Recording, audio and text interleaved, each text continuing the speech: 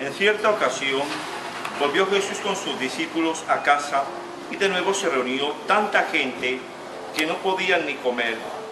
Su familia, al oír que la gente decía que había perdido la cabeza, fue a hacerse cargo de él.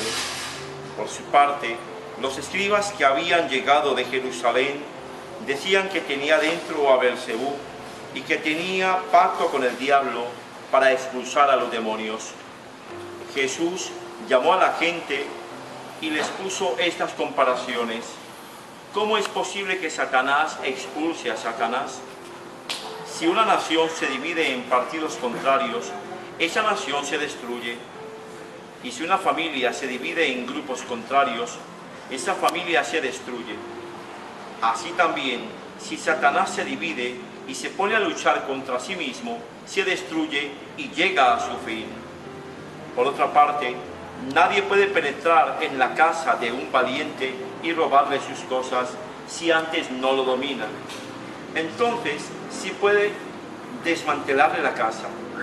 Yo les aseguro, todos los pecados y cuantos blasfemias se digan, tendrán perdón de Dios, pero el que blasfema contra el Espíritu Santo no tiene perdón jamás, merece castigo eterno.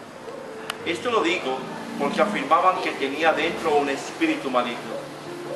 Entonces llegaron la madre y los hermanos de Jesús y desde afuera lo mandaron llamar. Había mucha gente sentada alrededor de él. Cuando le dijeron que su madre y sus hermanos y sus hermanas estaban fuera y los buscaba, él les contestó: ¿quiénes son mi madre y mis hermanos? Entonces, paseando la mirada por los que estaban sentados alrededor, dijo: estos son mi madre y mis hermanos. Efectivamente, quien haga la voluntad de Dios, ese es mi hermano y mi hermana y mi madre. Palabra del Señor. Gloria a ti, Señor Jesús. Muy queridos todos hermanos en Cristo Jesús, tengan todos un feliz y bendecido domingo. Soy el Padre Luis Carlos Estradas y Fuentes, vicario de la parroquia San Juan Pablo II en la Arquidiócesis de Cali, Colombia. Muy queridos todos hermanos en Cristo Jesús, tengan todos un feliz y bendecido domingo. Hoy celebra la Iglesia el 10º domingo del tiempo ordinario del ciclo B. Qué interesante es encontrar a Jesucristo y escuchar de Él toda una cantidad de lecciones de amor. La Iglesia, por su parte, nos va brindando la palabra. Esa palabra a través de la cual vamos a encontrar nosotros nuestra razón para vivir y nuestra razón para ser santos. En este domingo yo me quiero quedar con una expresión del Evangelio. Tenemos que recordar y saber y afirmar que la palabra de Dios es amplia y vasta y que muchas veces un versículo puede darnos a nosotros una gran enseñanza. Me quiero quedar con la parte final. ¿Quién es la madre, el hermano o la hermana de Jesús? Y él afirma: aquella persona que hace, vive y cumple la voluntad de Dios. Qué difícil es esto en nuestra vida y en este momento histórico, porque se nos está pregonando, se nos está diciendo infinidad de cosas de cómo hemos de vivir.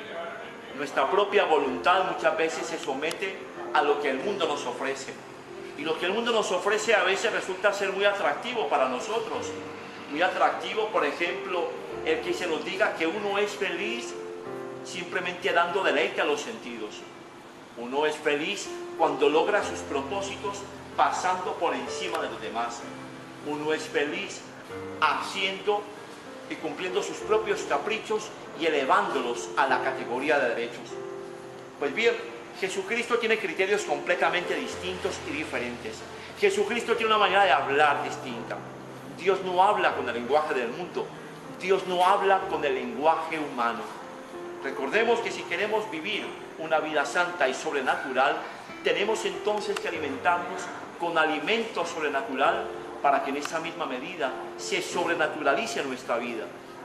Y solamente cuando la vida se sobrenaturaliza, adquiere la dimensión divina, el hombre empieza a mirar la voluntad de Dios no como algo impuesto, sino como algo que realmente vale la pena y merece ser vivido, amado.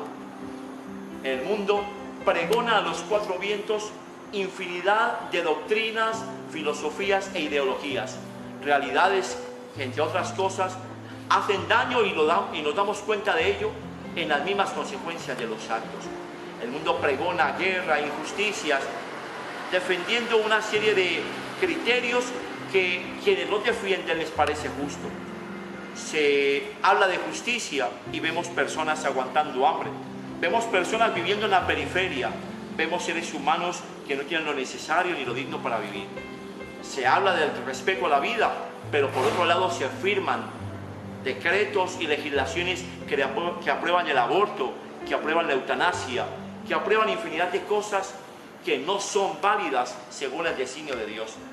Por lo tanto, para hablar de la voluntad de Dios, es necesario que el hombre de hoy se ponga de rodillas ante Él.